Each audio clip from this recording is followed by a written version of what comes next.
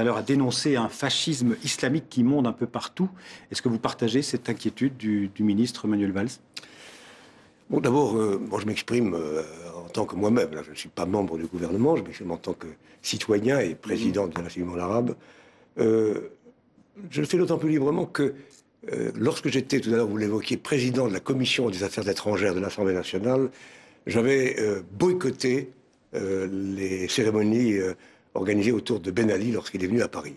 Et je n'ai pas mis les pieds à Tunis pendant 10 ans ou 15 ans. J'étais radicalement hostile au régime. Et donc, je me permets de dire à tous les amis tunisiens, la France est à vos côtés, les Français sont à vos côtés pour construire cette démocratie. Et nous savons bien nous-mêmes qu'une démocratie ne s'invente pas en une journée. C'est une marche difficile. Mais moi, j'ai confiance. La manifestation qui s'est déroulée autour des funérailles de Belaïd ont témoigné de la dignité, de la force du peuple tunisien. Ce magnifique sursaut donne confiance. Alors, hier, il y a eu, dans une manifestation de moindre importance, des propos, en effet, durs à l'égard de la France. Mais il y a eu des propos durs à l'égard de la France qui réagissaient aux propos donc, du ministre de l'Intérieur. Est-ce que vous trouvez que Manuel Valls est allé trop loin dans l'expression? Mais c'est pas ma langue à moi. Alors, je ne peux pas. Donc je pense qu'il faut aujourd'hui faciliter le dialogue, faciliter l'avancement de la démocratie. Bon, j'apprécie énormément l'action de Manuel Valls, mais sur ce point précis... C'est très fort, un fascisme islamiste. Oui, je n'utiliserai pas ce genre de paroles. D'abord, je crois qu'il faut tenter d'expliquer aussi. Et vous qui êtes un spécialiste du monde arabe et de l'islam pourriez le faire mieux que moi.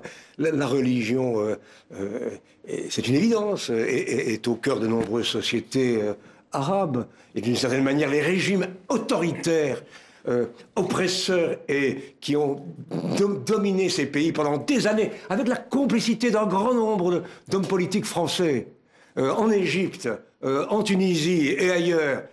Bon, alors il y a eu une réaction, il y a eu une riposte, et on ne peut pas s'étonner qu'aujourd'hui la religion occupe cette place-là. Mais simplement, il faut qu'aujourd'hui, place soit donnée à la démocratie, au respect et à la liberté. Et comment qualifiez-vous, vous, juste les partis islamistes, comme Ennahda ou les Frères musulmans en Égypte, aujourd'hui? Je ne peux pas mêler les affaires internes de la Tunisie.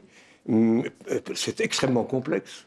Même le parti Ennahda est un parti qui est en proie à des contradictions.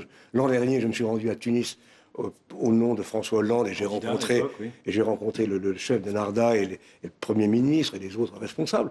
C'est une situation assez complexe. Il y a des problèmes disons que je crois que la manifestation d'avant-hier a donné le signe d'une volonté populaire d'avancer vers la démocratie. Et la vraie question qui se pose maintenant, c'est quand cette constitution sera-t-elle adoptée et quand les élections législatives auront-elles lieu pour trancher de manière plus définitive, je ne dis pas, mais plus certaine.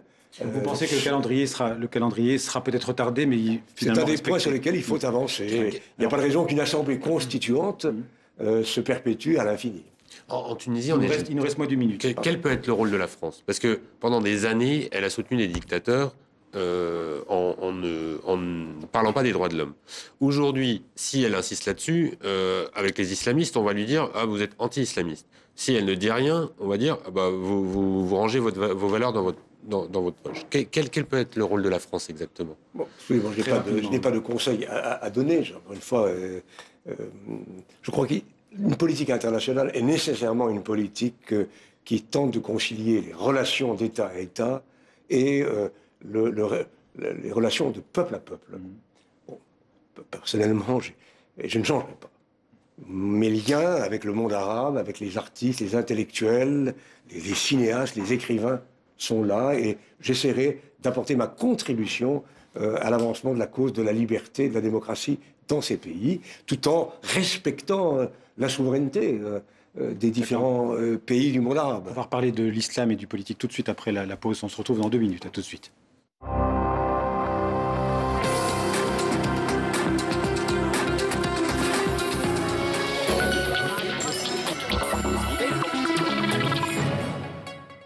Des combats se déroulent en ce moment dans le centre de Gao entre islamistes et soldats maliens. Cette nuit, un kamikaze s'est fait exploser sans faire d'autres victimes. Un poste militaire de cette ville du nord du Mali, reprise la semaine dernière au groupe djihadiste,